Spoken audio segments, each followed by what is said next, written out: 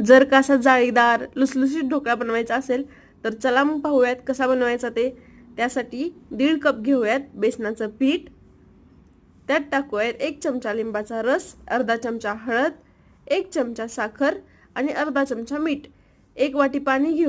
2 चमचे मस्त तेल घालायचं आणि नंतर ते मिश्रण चांगलं फेटाळून घ्यायचं. या प्रोसेसला वेळ लागतो. एकाच दिशेने ते मिश्रण फेटाळून घ्या आणि 1 इनोचं सॅशे त्यात टाकून द्या आणि पुन्हा मिश्रण फेटाळा. ते मिश्रण एकदम फुलून येईपर्यंत फेटाळा आणि ते फेटाळून झाल्यानंतर ग्रीस केलेल्या टीनमध्ये आपण ते मिश्रण सगळं टाकून घेऊया. नंतर 20 मिनिटं आपण तो ढोकळा शिजवून घेऊयात. सुरी एकदम क्लीन आली म्हणजे ढोकळा शिजलाय.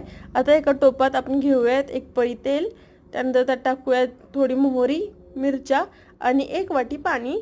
त्यानंतर आपण 1 चमचा साखर घेऊयात आणि अर्धा चमचा मीठ घेऊयात आणि ते उकळी आल्यानंतर आपण ते सगळं मिश्रण सगळ्या बाजूने ढोकळ्यावर ओतून घेऊयात आणि आपला ढोकळा तयार आहे.